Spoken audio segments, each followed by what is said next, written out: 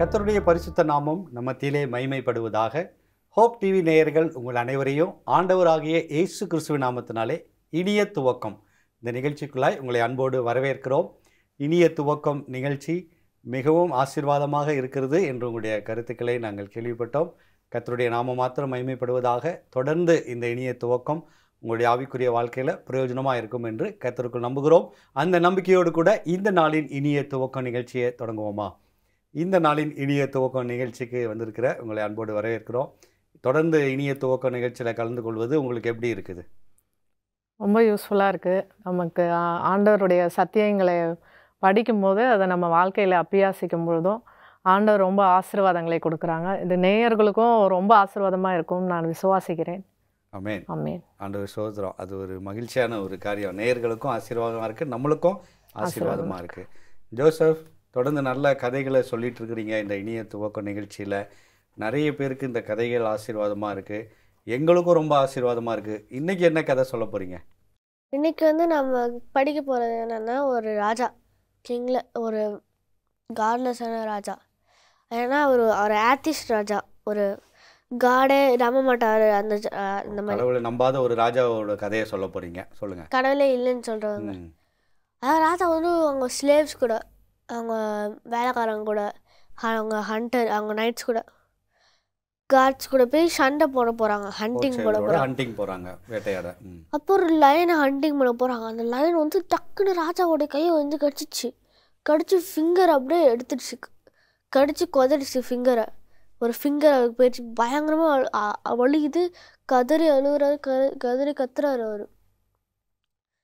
அதுக்கப்புறம் கொண்டுடுறாங்க எல்லாரும். அந்த கொண்டு சொல்லாரு, ஐயோ ஏன் எனக்கு இப்படி ஆகுது, காட் இருந்தாருன்னா ஏன் இப்படி பண்ண மாட்டாரு, யார் எப்போவுமே நல்லதாக தான் ராஜா பண்ணுவார், இதுவும் ஒரு நல்லதாக தான் இருக்கும் அப்படின்னு சொல்லவுடனே அவரை அரெஸ்ட் பண்ணிட்டாங்க.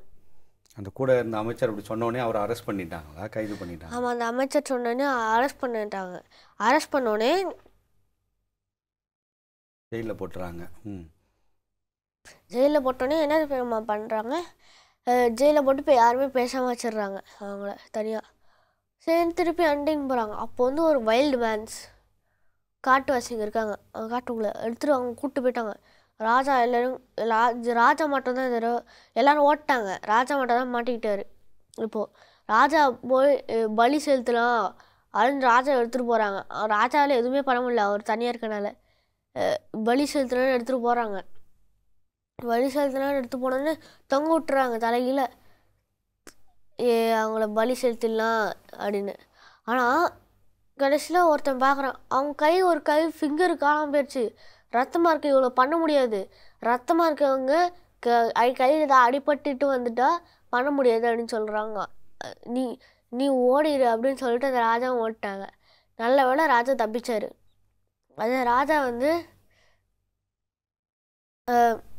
இந்த ஜெயிலில் இருக்கவங்கிட்ட கேட்குறாங்க, அரண்மனைக்கு வந்துட்டார், ஜெயிலில் கேட்குறாரு. அரண்மனைக்கு ஜெயிலில் கேட்குறாரு, ஜெயிலுக்கு போயிட்டு அந்த மனுஷங்கிட்ட, நீ சொன்னது கரெக்டு தான் போல், அப்போ எதுக்கு என்னை அரெஸ்ட் பண்ணாங்க, ஆண்டவர் எப்படி ஒரு அரெஸ்ட் பண்ண விட்டாங்க, அப்போலாம் ஆண்டவர் ரியல் கிடையாதுல்ல அப்படின்றாங்க. ஆண்டவர் என்னை அரெஸ்ட் பண்ண விட்டது ஏன்னு தெரியுமா, நான் அங்கே இருந்தேன்னா உங்களை விட்டுட்டு உங்களை விட்டுட்டு என்ன போட்டிருப்பாங்க, அவங்க கூட நான் வந்தேன்னா. ஏன்னா அவங்க மேலே நான் பாசமாக இருப்பேன், உங்க கூட இருக்குவேன், மற்றவங்களாம் ஓடி போடாங்க, நான் கூட இருக்கனால உங்க அடிபட்டுருக்காங்கன்னு என்னை மட்டும்தான் பலி செலுத்திடுவாங்க, உங்களை விட்டுருவாங்க. ஆனால் 2 பேருமே இப்போ காப்பாற்றிடுவோம் பார்த்தீங்களா அப்படின்னு சொல்லிட்டு இருக்காங்க. இப்போ ஒற்றுமையாக இருக்காங்க.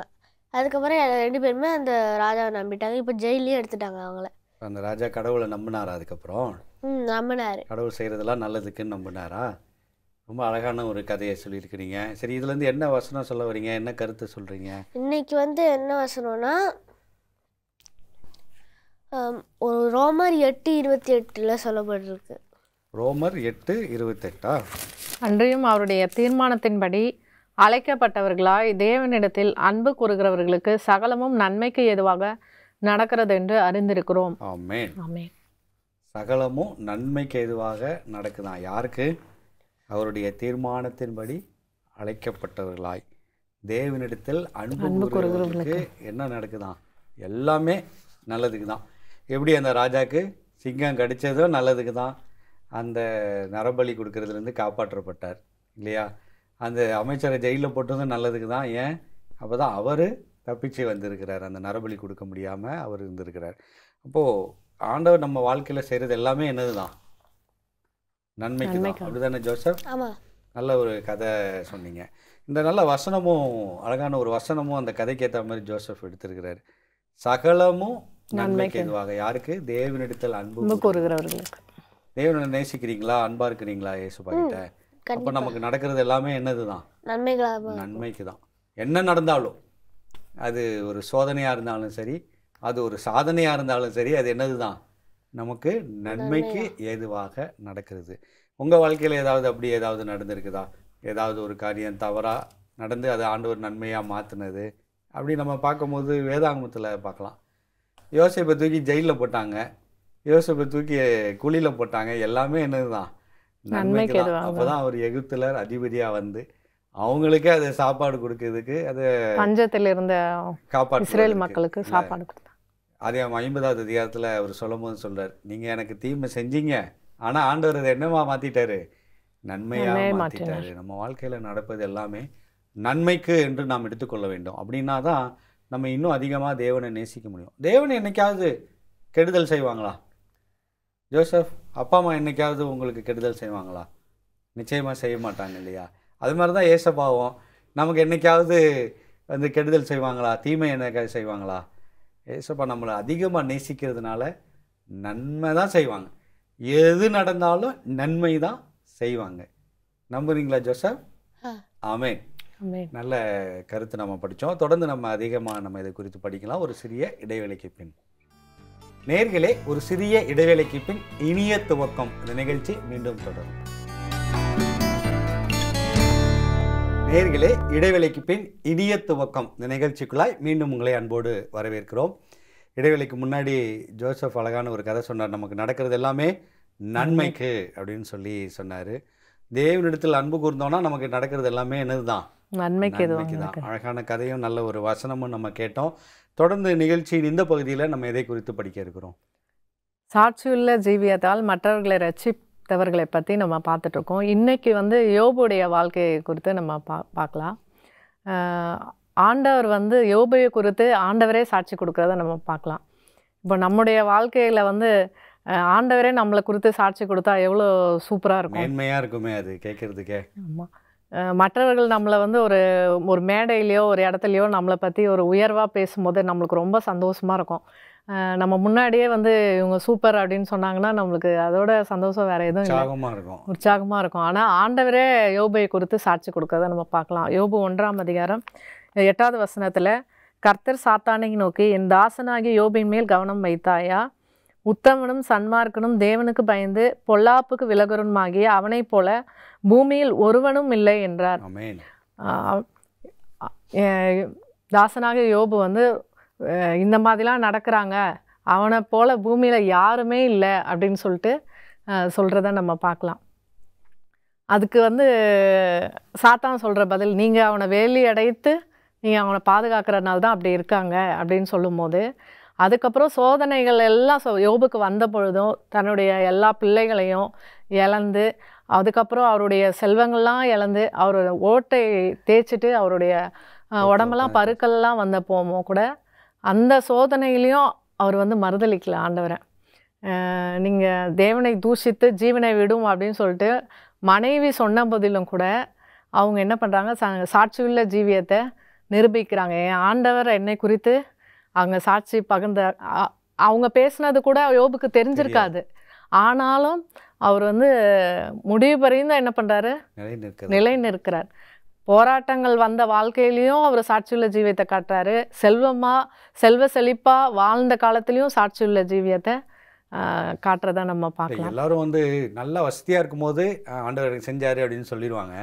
ஆனால் எதுவுமே இல்லாமல் ரோட்டில் உட்காந்துருக்கிற சூழ்நிலையும் நான் ஆண்டவருக்கு சாட்சியாக இருப்பேன் அப்படின்னு யோபு நிரூபித்து காட்டியிருக்கிறத நம்ம பார்க்குறோம். தொடர்ந்து சொல்லுங்கள்.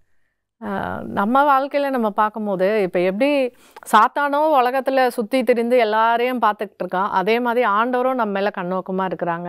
ஆண்டவர் எப்போதும் அவருடைய கண்கள் இந்த பூமி எங்கும் சுற்றிட்டு இருக்கு. ஆண்டவரும் நம்ம மேலே கண்ணோக்கமாக இருக்கிறாங்க. அப்போ நம்மளை குறித்து ஒரு குறை சொல்கிறதுக்கு சாத்தான ஆண்டவர் என்ன பண்ண மாட்டாங்க, அனுமதிக்க மாட்டாங்க. என் பிள்ளை இந்த தப்பு செய்ய மாட்டா அப்படின்னு சொல்லி நம்மளுக்காக ஆண்டவர் என்ன பண்ணுறாங்க, பரிந்து பேசிக்கிட்டு இருக்காங்க இன்றைக்கும்.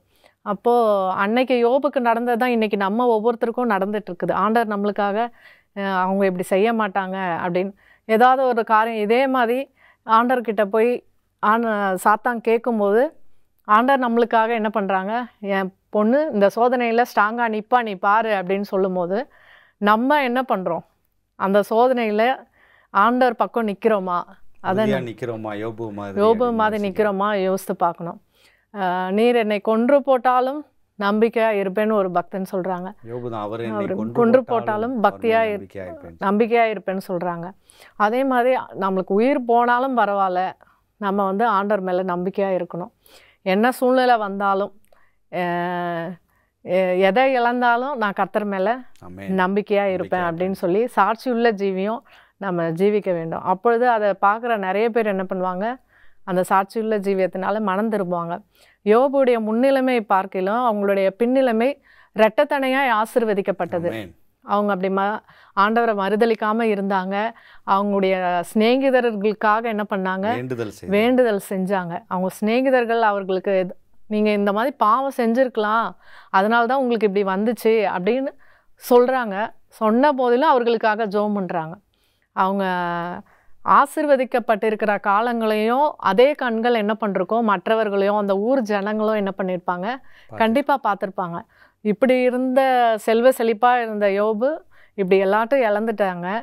திரும்பவும் அவர் ஆண்டவரை பற்றி பிடிச்சிருந்தனால ஆண்டவர் அவரை திரும்பவும் இரட்டத்தனியாக நன்மையினால் நிரப்புனாங்க அப்படின்னு சொல்லி அந்த ஊர் மக்களும் எல்லாருமே என்ன பண்ணியிருப்பாங்க, பார்த்துருப்பாங்க. கண்டிப்பாக அது நடந்திருக்கும். அவர் சாட்சியாக அதுக்கப்புறம் வாழ்ந்து தான் என்ன பண்ணியிருப்பாங்க, மறித்திருப்பாங்க. நம்ம வாழ்க்கையில் நம்ம பார்க்குற ஜனங்கள் நிறைய பேர் இருக்காங்க.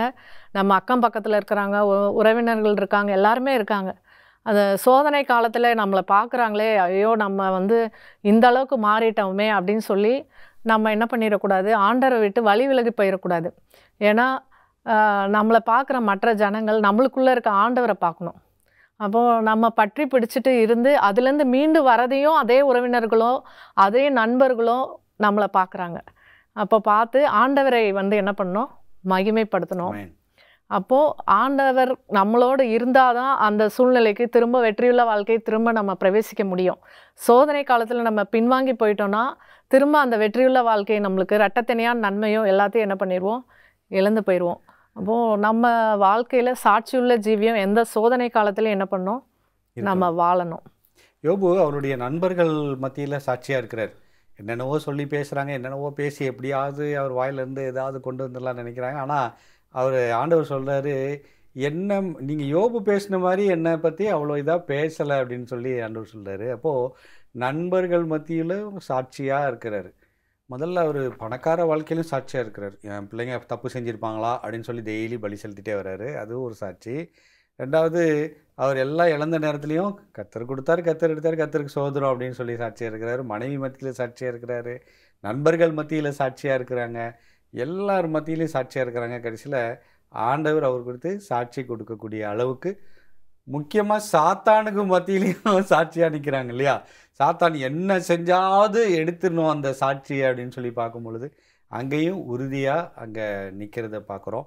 யோபுடைய வாழ்க்கையிலேருந்து நம்ம கற்றுக்கொள்ளக்கூடிய பாடம், நம்மளும் அப்படிப்பட்ட ஒரு சாட்சியுள்ள ஜீவியம் நம்ம வாழணும் அப்படின்னு சொல்லி பார்க்குறோம். நமக்காக ஆண்டவருக்கு நிறைய நேரங்களில் பரிந்து பேசிட்டு தான் இருக்கிறாங்க இல்லை. புதிய ஏற்பாட்டில் யோபு மாதிரியே ஒருத்தரை சோதிக்கணும்னு சாத்தான் அனுமதி கேட்டான். அது யார் தெரியுங்களா? பேதுருக்கிட்ட சோதிக்கணும்னு சொல்லி சாத்தான் அனுமதி கேட்டதா இயேசு சொல்கிறாங்க. ஆனால் பேதுரு என்ன பண்ணல, நிலை நிற்கவில்லை. யோபு மாதிரி நிலை நிற்கலை. யோபுவுடைய சாட்சி நமக்கு ஒரு பெரிய இது. ஆண்டவர் நம்மை குறித்து ஒரு வேளை இன்னைக்கு சொன்னார்னா யோபு மாதிரி சொல்வாரா? உத்தமம், சன்மார்க்கணும், தேவனுக்கு பயந்து பொல்லாப்புக்கு விலகணும், அப்படிப்பட்ட ஒரு சாட்சி உள்ள வாழ்க்கை நம்ம வாழணும் அப்படின்னு சொல்லி யோபுடைய வாழ்க்கையிலேருந்து கற்றுக்கொள்கிறோம். நல்ல ஒரு ஆவிக்குரிய கருத்துக்களை நம்ம படித்தோம். தொடர்ந்து நம்ம படிக்கலாம் ஒரு சிறிய இடைவேளைக்கு பின். நேயர்களே, ஒரு சிறிய இடைவேளைக்கு பின் இனிய துவக்கம் இந்த நிகழ்ச்சி மீண்டும் தொடரும். நேயர்களே, இடைவேளைக்கு பின் இனிய துவக்கம் இந்த நிகழ்ச்சிக்குள்ளாய் மீண்டும் உங்களை அன்போடு வரவேற்கிறோம். இடைவேளைக்கு முன்னாடி இனிய துவக்கம் நிகழ்ச்சியில் யோபுடைய சாட்சியை குறித்து, எப்படி அவர் சாட்சியாக வாழ்ந்தார், எப்படி அவருடைய நண்பர்களை ரட்சிப்புகளை நடத்தினார் அப்படின்லாம் நம்ம பார்த்தோம். தொடர்ந்து யோபுடைய சாட்சியை குறித்து சொல்லுங்கள். சோதனை காலம் நம்மளுக்கு வரும்போது நம்ம வந்து அந்த பாடுகள் தாங்க முடியலன்னா ஆண்டவரை மறுதளிக்கிற சூழ்நிலைகள் மனதளவில் நம்மளுக்கு சில பேர் தள்ளப்படுறாங்க. அப்பேற்பட்ட சோதனை காலங்களிலும் அந்த டைமில் நம்மளுக்கு அதிகமாக ஒரு பூஸ்ட் கொடுக்குற மாதிரி ஆண்டவருடைய வார்த்தைகள் இருக்குது. ஆண்டவருடைய வார்த்தைகளை நம்ம வாசிக்கும் போதும் ஜெபிக்கும் பொழுதும் ஆண்டவர் அதிக பலத்தை நம்மளுக்கு கொடுக்குறாங்க. என்னுடைய வாழ்க்கையில் பார்த்திங்கன்னா கல்யாணம் ஆகிட்டு கன்சீவ் ஆன 6th மந்தில் கன்சீவ் ஆகும்போது உங்களுக்கு தெரியும், கட்டி இருந்துச்சுன்னு சொல்லும் போது ஃபஸ்ட்டு அது ஒரு ஷாக்கு தான். ஸ்கேன் பண்ணும்போது 12 சென்டிமீட்டர் கட்டி இருக்குது, ஒன்று குழந்த எப்படி வளரும், எப்படி உருவாகும்னு தெரில அப்படின்னு சொல்லும் போதும், அதுக்கப்புறம் அந்த குழந்த வளர்ந்து வரும்போது கஷ்டங்கள் பல பாடுகள் படும்போதும், எப்போவுமே நல்லா படுத்துகிட்டே இருந்தாலும் பெட் ரெஸ்ட் எடுத்துகிட்டு இருந்தாலும் வேதத்தை வாசிக்கிட்டே இருக்கிறது அது ஒரு பலனாக இருந்துச்சு. வேதத்தை வாசிக்கும் பொழுது ஆண்டவர் நம்மக்கிட்ட பேசுகிறது, வாக்குத்தத்தங்களை கொடுக்கறது, அதுக்கப்புறம் வயிறை தொட்டு ஆண்டவரே இந்த கட்டியும் இந்த குழந்தையும் டச் பண்ணாமல் பாதுகாத்துக்கொள்ளுங்க, அந்த விசுவாசம் நம்மளுக்கு ஒரு பலனாக இருக்குது. அப்போ நம்ம சோர்ந்து போகிற காலங்கள்லாம் ஆண்டவரோட, இப்போ யோபு எப்படி இருந்தாருன்னா அந்த ஓட்டை சுரண்டிக்கிட்டு அவர் அந்த பாடுகள் மத்தியிலும் ஆண்டவரோட பேசிகிட்டு இருந்திருப்பார். அது அவருக்கு ஒரு பலன். அப்போ ஆண்டவரை நம்ம மறுதளிக்கவே முடியாது. அப்போது நம்மளுக்கு என்ன ஆனாலும் சரி, நம்ம பாடுகள் மத்தியில் நம்ம இறந்தே போனால் கூட சரி, நம்ம ஆண்டவர் மறுதளிக்க மாட்டோம். ஆனால் சோதனை காலத்தில் அந்த டிப்ரெஷன் ஆகி பல தாட்டு நம்மளுக்கு என்ன ஆகிடுமோ, மரண பயம் வர்றதுக்கோ, நம்ம வேறு காரியங்கள் நம்ம யோசிக்கிறதுக்கோ மனதில் நம்மளுக்கு இப்படி ஆகிடுமோ அப்படி ஆகிடுமோ இடம் கொடுக்கும் பொழுது ஆண்டவரை தேடுறத நம்ம தள்ளி வைக்கும் போது நம்ம என்ன பண்ணுறோம், ஆண்டவரை மறுதளிக்கிற காரியங்களோ ஆண்டவரை விட்டு விலகிற காரியங்களோ நம்ம என்ன பண்ணுறோம், செஞ்சிடறோம். சாட்சியுள்ள ஜீவி அங்கே இல்லாமல் போயிடுது. அப்போது சோதனை காலங்களில் நம்ம என்ன பண்ணோம், ஆண்டவரோடு இருக்கணும். ஆண்டவரை விட்டு அந்த கோட்டுக்குள்ளேருந்து வெளியே போயிடக்கூடாது. எப்படி வேலி அடைத்து ஆண்டவர் இருந்தாலும் அதை வேலியை எடுத்தாலும் ஆண்டவர் எப்பவும் நம்ம கூட தான் இருக்காங்க. வேலியை எடுத்தாலும் சரி, வேலியை போட்டாலும் சரி, ஆண்டவரோடு நம்ம இருக்கும் பொழுது ஆண்டவரும் நம்ம கூட இருக்காங்க. சாட்சியுள்ள ஜீவியத்தை வாழ்கிறதுக்கு உதவி செய்வாங்க, அதுலேருந்து மீண்டு வரதுக்கும் உதவி செய்வாங்க. ஆமென். ஆமென். நிச்சயமாக நல்ல ஒரு கருத்தை சொன்னீங்க. ஆண்டவரோடு நம்ம இணைந்து இருக்கணும் சோதனை காலத்தில். நிச்சயமாக ஆண்டவர் என்ன பண்ணுவாங்க, நம்ம சாட்சியாக ஆண்டவர் வைப்பாங்க. ஏன்னா எனக்கு அந்த பாடுகள்லேருந்து ஜோசப் நல்லா வளர்ச்சியோடு ஜோசப்பை பெற்றெடுக்க ஆண்டவர் உதவி செஞ்சாங்க. ஆமாம், அவன் மூளை வளர்ச்சி கம்மியாக பிறப்பான்னு சொல்லியிருந்தாங்க. ஆண்டவர் கூடயே இருந்து நல்லா வளர்ச்சியோடு அவன் பெற்றெடுக்க ஆண்டவர் கிருபை கொடுத்தாங்க.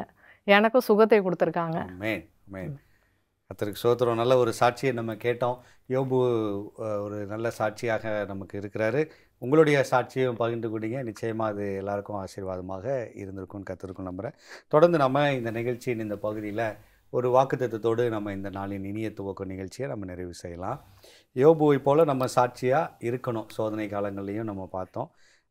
அந்த மாதிரி நேரத்தில் நம்ம சில நேரம் ஆண்டவர் மறந்துட்டார் என்னையா அப்படி இப்படின்னு சொல்லி கலங்கிறத விட அவருடைய வாக்குத்தத்தங்களை நம்ம பற்றி பிடித்து கொள்ளலாம்.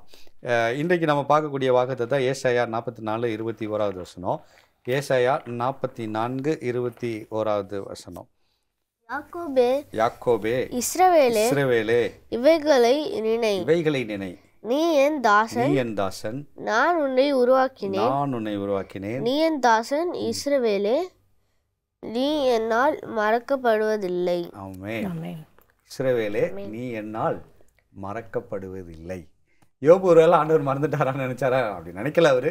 சில நேரம் நம்ம பாடுகள் வரும்போது நம்ம அப்படி நினைக்கிறோம், ஆண்டவர் மறந்துட்டாரு, என்னை கைவிட்டுட்டாரு அப்படின்னு சொல்லி. ஆனால் இந்த வசனம் சொல்லுது, இஸ்ரவேலே நீ என்னால் மறக்கப்படுவதில்லை, மறக்கவே மாட்டேன் உன்னைய நான். யார் மறந்தாலும், ஏசாயா 49:15 சொல்லும் போது, தாய் மறந்தாலும் நான் என்ன பண்ண மாட்டேன், மறக்க மாட்டேன் அப்படின்னு சொல்லி ஆண்டவர் சொல்கிறாங்க. இங்கே ஒரு காரியத்தை ரொம்ப அழகாக நம்ம பார்த்தோம் அப்படின்னா, பேர் சொல்லி ஆண்டவர் அழைக்கிறாங்க. யாக்கோபே இஸ்ரவேலே, உன் பழைய பேரும் எனக்கு தெரியும், உன் புது பேரும் தெரியும், பேர் வச்சதே நான் தான், எல்லாமே எனக்கு தெரியும் அப்படின்னு சொல்கிறாங்க. இன்றைக்கி ஒருவேளை யாராவது நேயர்கள் பார்த்துட்டு இருந்தாங்கன்னா உங்களை பார்த்து ஆண்டவர் அழைக்கிறாரு. என்ன? யாக்கோபே, இஸ்ரவேலே, உன்னை எனக்கு தெரியும், நீ என் தாசன், ஏன் பிள்ளைப்பா நீயே அப்படின்னு சொல்லி ஆண்டவர் உரிமையோடு அழைப்பதை பார்க்கிறோம். யோபுடைய வாழ்க்கையில் சொல்லும் போது கூட அந்த வசனத்தில் யோபு 1:8 பார்க்கும்பொழுது, என் தாசனாகிய யோபின் மேல் கவனம் வைத்தாயோ அப்படின்னு சொல்லி ஆண்டவர் சொல்கிறார். அப்போது ஆண்டவர் எந்த அளவுக்கு நம்மளை நேசிக்கிறாங்க, என் பிள்ளை அப்படின்னு உரிமையாக ஆண்டவர் சொல்கிறாங்க.